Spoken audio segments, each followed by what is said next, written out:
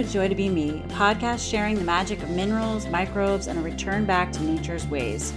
Tune in to learn how to nourish yourself emotionally, mentally, physically, and spiritually. It's time to reconnect with and deepen the fundamentals of human health so we can return to our wild state. I'm your host, Lydia Joy. Let's celebrate this wild ride we call the human experience.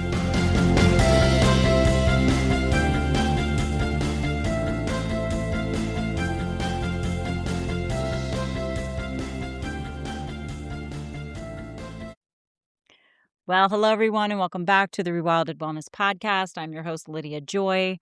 I truly hope you are all settling into this glorious spring. Now that it's April, I think April might be one of my favorite months. We got through March, the longest month of the year, it feels like every year. And now everything is popping off, starting to bloom. There's this sense of emergence coming through the land. For those of you who might be new here, beyond my functional nutrition practice, I am also an avid forager, gardener, and foodie. So I'm just pretty smitten with April right now because we are seeing life again. And I've gotten back to my foraging, back to barefoot walks at my creek trail and being able to see what's all coming up and collect. I'm also barefoot in the garden as much as possible. I've been able to gather fresh nettles, excuse me, some other things, patience dock, and but also dandelion greens, garlic mustard greens, and some other things. But those are mainly the ones that are prolific right now, enough to collect and actually eat. Put into a meal. Been able to eat nettles every single day. I highly recommend learning how to identify nettles and collect it. It is a food. It is something you can eat. It's not just an herb to put in an infusion. And it's a great preparation for spring to help people deal with the changes in the spring. So if you haven't gotten that far in your journey, definitely think about it. Also, I have a garden. I talked a lot about the garden last year in the podcast. And of course, it's only producing so much right now, right? Because it's still early spring. So I've only been able to get some things, but I've been able to get a handful of something every day, right? Or I'll go out and pick some herbs and put it in my meal, or some greens, or some chives or something, and make sure I have something in every meal, which has been really nice to get the greens back. Not to mention the different bitter plants that are coming back. Spring is when the bitter plants come back, and the bitter taste does so much for the human body. And it's very initiative, quite frankly. It's a great initiator for our digestion. I really love bitters so much. I geek out to them all the time. They just make me so happy. They're such a staple, right? And so right now, like it's only the beginning. We're gonna be getting many more bitters coming through. And they do initiate the cephalic phase of digestion. So like that beginning phase of digestion, they wake the system up, right? And with so many of my clients, once they actually get up to a full consistent dose with bitters, they do notice real changes, like less gas, greater ease between meals, less bloating. Even people with like long-term dysbiosis and like a lower mineral capacity, and maybe they have complex test results, something that simple can help them notice shifts in their body. So I personally think of bitters as a staple, or maybe we could call it, I don't want to call it a macronutrient, and I don't want to call it a supplement. It's really not a supplement. It's an aspect of our diet that we were designed and created with bitter receptors all throughout our body. So it's literally a staple. It's like a necessity. It's like, how we know we need protein and we know we need fat and we know we need carbs. Well, guess what? We also need bitters. And every single one of us needs them, right? It should be a part of our daily routine or our lives, something that we consume. So that is my first reminder for spring. And the other nice thing is, like, if that's all you took away from this episode, when people actually work with one thing at a time and they put it into their routine, right, for long enough, they notice the changes. Um, and for some people with bitters, you might feel benefit like almost right away. I've had people tell me that. Some people, it takes a little more time. It just depends on how well you're tuning in. And, if you're doing 52 things all at once, it's hard to know what's doing what, right? But if you just start with bitters for a week and are really intentional, you could start to notice, right? And sometimes the cumulative effects might take a couple weeks in some people. If you have like a lot of inflammation in your system, right? They might not feel all that dramatic at first, but they're still doing their work, supporting you in so many ways, right? It's kind of like, you got to have salt every day. You got to have certain things. You can't slack on these certain key elements that the body really needs, right? So to me, it's just a staple. It's as foundational as food. And to me, spring reminds us of that piece every single year. So I'll link my favorite bitter formulation in the show notes for you in case you want to get started with them. And some people have been using them or they dropped off, or maybe they're not taking them enough, or maybe they're forgetting to take them. This is a great reminder for you as well. Right now I am making my own because I've been doing this for so long and I can target now to what my body specifically needs. Plus eating them when they make their way onto my plate. So I think most people initially just need to get more bitter foods into their life. Foods are great, do the best you can, but sometimes that's not enough to really help support your cephalic phase, your digestion, your vagus nerve, all these things. So using those bitter tincture formulations as a part of your dietary intake is a lot more targeted and very helpful. So, anyways, something that seems like, I don't know, not so exciting, but to me it's exciting. It may seem like a boring fundamental, can make a pretty significant difference for you. So get them in, create a baseline, and build from there. All right, before I get into the heart of today's episode, I want to remind you that this podcast is listener supported. That means no ads, no paid promotions, nothing like that. It also means I really appreciate when you share an episode or leave a review. That's how other people find their way here. And if you want to go a step further and financially support the show, there's an option for that in the show notes as well. Of course, it's totally optional. I have hundreds of episodes here for you. So if this work has been valuable, any of those things means a lot to me. And I just thank you so much for being here and for whatever way you want to contribute. All right. So what I've been observing. So today's episode, actually, before I go into it, I kind of want to name who this is for. This is for the person who is already on a health journey. They've already done a lot of things. They feel like they know a lot of the foundations. They've done a lot of cleaning up in their lives. They've done a lot of learning. They know about a lot of things, but they say things like, I'm stuck, I'm overwhelmed, things aren't really actually moving forward enough, I'm still in the same pattern, things aren't really holding. Or sometimes there's a person on the other end of that.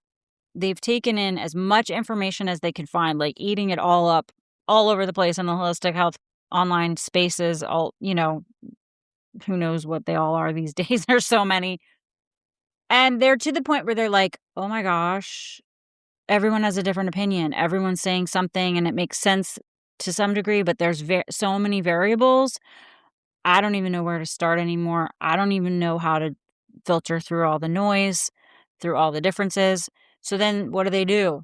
They sit there and think, well, there's a whole bunch of stuff I should be doing, but I don't even know where to start. So they don't start. And both of those patterns are actually pointing to the same thing. And that's what I want to talk about today, you know? Because it's coming up with the people that I work with, my clients, people who message me in my inbox. So most people who are here listening to this podcast are not doing nothing. They're, committed to some level of a healthy lifestyle, right? They're not totally checked out. You're not ignoring your health.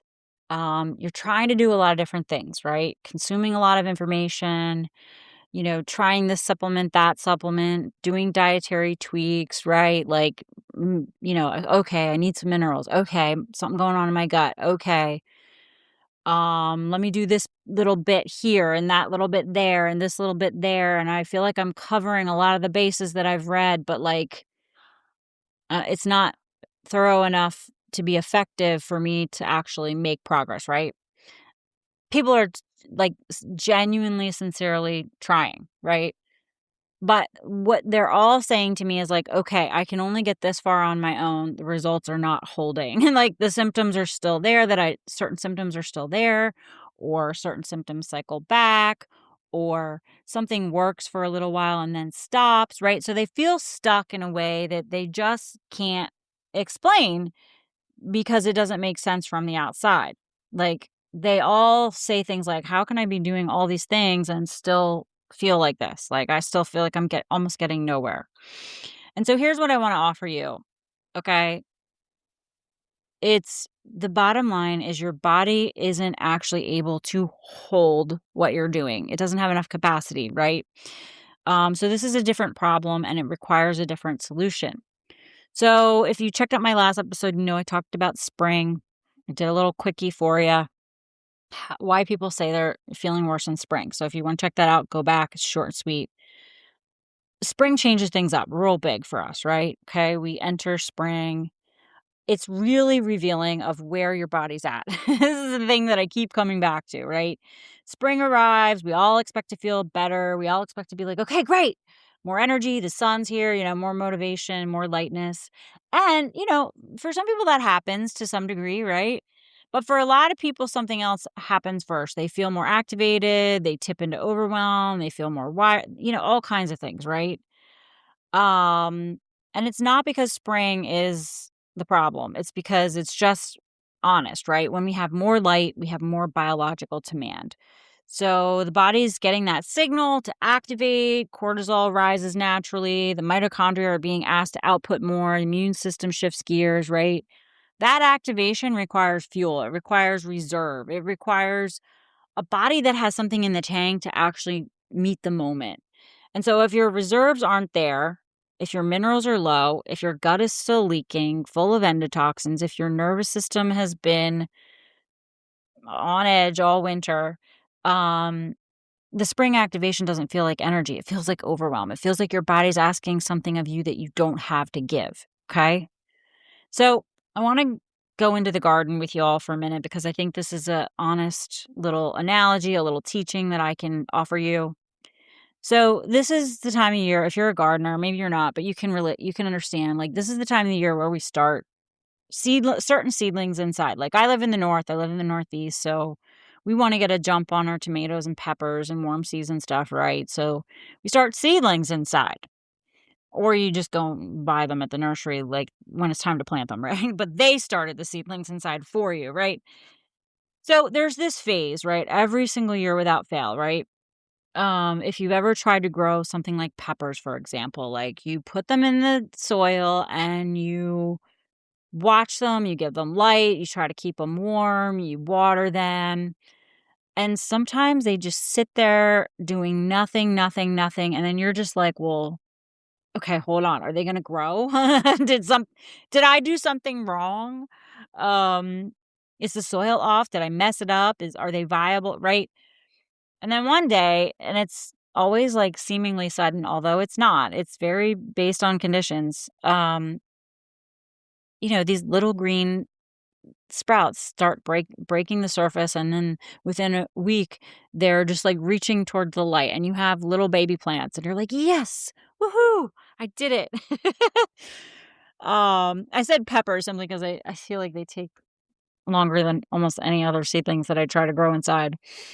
Right, so nothing actually changed dramatically the day they arrived. It's just the conditions were right, the time had passed, and biology does what biology does when it has what it needs, okay? And our bodies are much the same way, although we're not as simplistic as a pepper seedling. Um, you basically can't rush what requires time and the right conditions. You can provide the inputs, you can reduce what's working against you, you can be consistent and patient and present. And then you have to trust the biology because it just has to work on the timeline responding to the conditions that you may have only recently started to create, right? And the problem is that most people give up during the nothing seems to be happening phase, right? And they switch things up or they add 10 new things really quick. Or maybe they just assume what they're doing isn't working. Maybe they try to, you know, I don't know, reset the clock, if you will, and start over and do something else or whatever, right? This is where people get really tripped up, okay? Let's just be honest.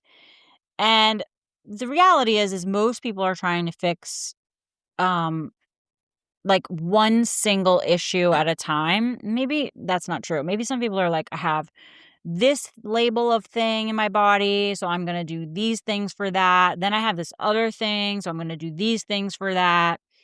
Right? I have this symptom, so what do I need to treat this symptom? Or let's say they have, I don't know, SIBO, or they have MCAS, or they're like, okay, I need a specific protocol for this in my body. But that's not how our body works, right? Like you're never dealing with just one diagnosed or labeled or like thing of a symptom or condition or syndrome or whatever. Right? You're dealing with a whole system, right? Your nervous system. Your nervous system is at its own place, right? As compared to someone else's. Your specific mineral pattern and reserves. Where's your digestion at? What's going on? North to south. Man, it could be have bottlenecks all along the way, right? Maybe not. Maybe one person has more problems in the north than the next person, and someone else has, you know what I mean? And then your gut environment, right? Everyone's is going to be different. You might have leaky gut and endotoxins and all the things.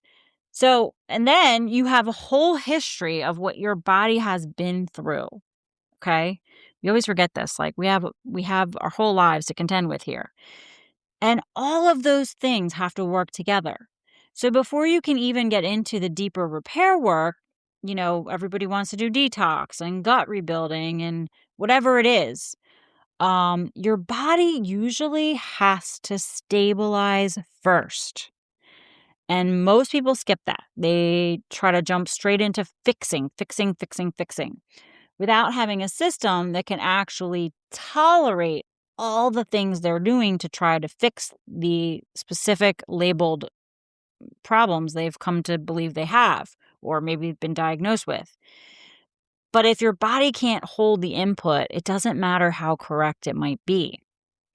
And I've said this before and I'll say it again, more isn't always better. Like more things, like 82 things, a million things, right? I want to talk about what's actually getting in the way because I don't think it's a lack of a million inputs or even information or even effort on many people's part. On many people's part, it is too much input, right? Too many changes happening at once, not enough consistency with any one thing, and not enough respect for the fact that the body has a finite capacity to integrate change, especially when it's already under a hefty load. You only have so much space, so much time, so much reserve. Your body only has so much bandwidth at any given moment. And when you're chronically depleted, like burned out minerals, you have a compromised gut, your nervous system is in some imbalanced state, right? Your bandwidth might be narrower than you actually think, which means the thing that would actually help you might not be adding more. It might be doing less, more consistent of some important things for longer than feels comfortable, right? Certain foundational things done consistently every day, making sure like you're actually moving your bowels every day.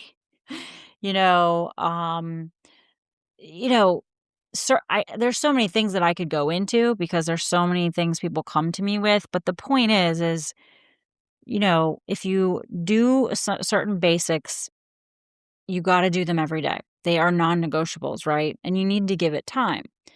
Now, when you come to realize you are not making progress in any area of your health that feels stuck to you, it's important to get a read on why and only implement so many things at a time. Because if you dump 15 supplements into yourself, right, you could be overwhelming certain things, even if you feel like something's working it's crazy, right?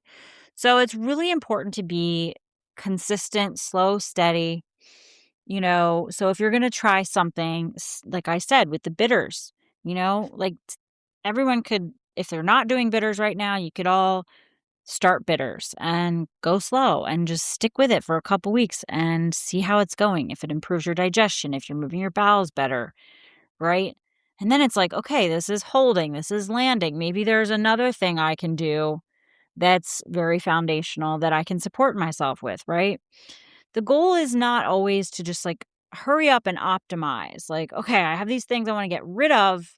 I want to optimize myself so I don't have to deal with them, right? It's more about building the conditions that your body needs to actually respond. And I'm so sorry, but that is slower, quieter, more patient process than wellness culture makes it look. So I mentioned the cephalic phase earlier, and how basically digestion starts in the brain. So I want to circle back to this for a second because it's really simple, really practical, and super important. Because if I'm talking about conditions and capacity and integration, I want to give you something you can do today that demonstrates all of it, right? So digestion starts in the brain, okay? It doesn't start in your stomach. It doesn't start all the way in your gut. It starts in your brain. So before food ever reaches your mouth, there's a phase of digestion called the cephalic phase. It's triggered by sight, the smell, the anticipation of your food, right? So you hopefully you're cooking your own food or someone's cooking it for you. You're not pulling up to the drive-through window and smelling that, although that will signal you. But your brain signals your body to start producing digestive enzymes, stomach acid, bile, right? Some people's bodies can't do this as well right now because they don't have a lot of reserve, but you can still do it, right? Your brain can signal that. And basically what your body is doing is it's preparing to receive the food, okay? And I've been told, and I don't remember the exact amount, but I'm going to say it's somewhere around 20%. This phase accounts for like 20%, a significant portion of your total digestive output. So the thing is you have control over this, okay? It only happens when you are present, you are getting into a place where you have the spaciousness to eat your food, right? You can actually sit down, you can relax, you can chew, you can appreciate. You're not like in hypervigilance, like thinking about the 82 things you have to do as soon as you're done your lunch. Oh my gosh, I have to do these things. Blah, blah, blah, blah. Let me hurry up and eat, right? No, no, no. Eating is not something that's like you have to shove it into your day because you have 80 things else to do. It's like the eating part needs to be with presence, okay? So if you're like distracted, scrolling, amped and stressed, rushing around, you're basically bypassing a key phase of your digestion that contributes to potentially 20% of your overall digestive function. That's a big deal to me. Like, so your body hasn't had the chance to prepare. If you skip this phase, and then you wonder why your belly feels gross or you feel bloated or whatever, right? And this is where the vagus nerve also starts to get to work, right? Getting those bitter receptors hit has an element of support to the vagus nerve, that wandering nerve that connects your brain to your gut, that communication line for all of this, right? So, chronic stress, shallow breathing, a nervous system stuck in activation, all of it impairs the vagal tone.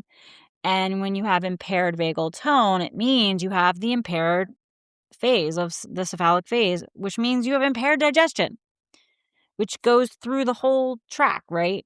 So every single meal before you've even taken a bite and you're in that pattern of rush and stress and not slowing down and not actually being present and not actually chewing really well, so you're automatically contributing to your own digestive discord, if you will. So the simplest thing I can offer you, simpler than any supplement, simpler than any protocol, is this.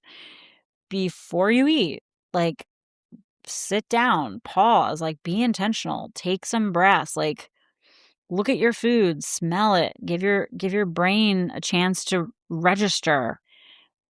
Get those bitters in your mouth while the food's being prepared, right? This is physiology, and it costs you almost next to nothing. The bitters are so cheap. Um, and by the way, this is exactly what those bitter plants are initiating when they hit your tongue. That bitter signal activates receptors that begin the whole cephalic cascade. Your body recognizes it, it responds. Okay. Spring, initiative. All right. Good deal. So, this time for us all to pay more attention, wake your digestion back up. All right. So, let me bring this all together into something that you can actually use, right? If you're not, you know, working with anybody right now and you're just on your own, pick one or two foundational things this spring, not 10 things that address the train directly, such as bitters before meals or a mineral rich herbal infusion daily. I talked about nettles just a minute ago. If you can go out and forage for nettles and dehydrate them and sprinkle them on your meals, I mean, that is amazing. If you can go on a short walk after eating to support motility, right? Um, Getting that pause before every meal. There's like, I just said like 3 or 4 things, right? I promise you, most people are not doing these. Do them consistently. I know it sounds boring. I know it sounds lame. I know it doesn't sound complicated, but it's effective. So do it. Do it consistently every day for long enough to actually see what they do. And give your body the chance to respond before you doubt it or before you add a whole bunch of things or change up the plan. Like, give yourself a full 2 weeks at least and then observe, right? Um, like, just be genuinely curious. Like, just see if you notice anything. Um, what is your energy like feel between meals? Like, what does your belly feel like after you eat a meal? You know? This is a great way to actually build a relationship with your own body when you do one thing at a time long enough and just tune in to how it's going. You're paying attention in a way that most people never actually sustain because they're always on to the next thing and they're getting way ahead of their own bodies, right? All right. So I wanted to keep today's episode super simple because I think it's important for people to go back to the basics always.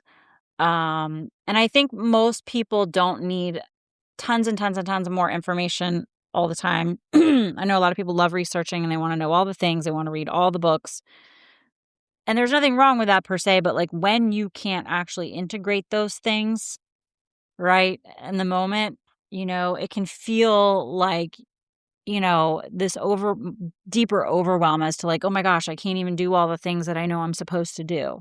Like, if that's how you feel and you feel overwhelmed by the amount of information you're researching and you want to just do them all, but you can't, it's like, pause, put some of that down, and then maybe, what you really need is enough of the right information for where your body is right now, and then the conditions for your body to actually respond to it. And that's what I work with people on. I work with people who've been dealing with symptoms for a long time. Usually they've tried a lot of things. They're not new to this. They're not uninformed. Um, but they're still stuck and not enough has really held. And they usually are missing some of the basics. Not going to lie. And it's okay. It's not a judgment. It's just the reality. And so what we do is we look at what's actually going on in the body, right? We look at the minerals, the nervous system, the gut ecology. We look at those 3 key things and then organize a plan that helps the body build things back but really more so in a way the body can actually tolerate and respond to. Like, it's very body led, right? It's like, all right, here's what we need to do right now, but like, let's start to test out one thing at a time and see how your body responds before we load you up, right? And we sequence things, we pace things. It's slower and more intentional than most people are used to, but it actually sticks. So, if that's what you're looking for, if you're ready to stop cycling through things and start actually building your inner terrain, that's what I do with clients in my minerals and microbes work. You can find the information about it in the show notes below. I am onboarding a few clients this month now as I'm recording this in April. Read it over. If you have questions, you're welcome to email me. I'm always happy to email chat with folks. But that's there for you, for those of you who feel ready to get the guidance to go through this very intentionally together. So I appreciate you guys tuning in for this quick spring episode. I hope you have a takeaway from today and you actually go out and do something from this episode. I'm sure there's something here for you that you could do. And I hope you all stay wild, stay well, get outside as much as you can, put your hands in some real soil, eat something bitter. And I'll see y'all on the next episode.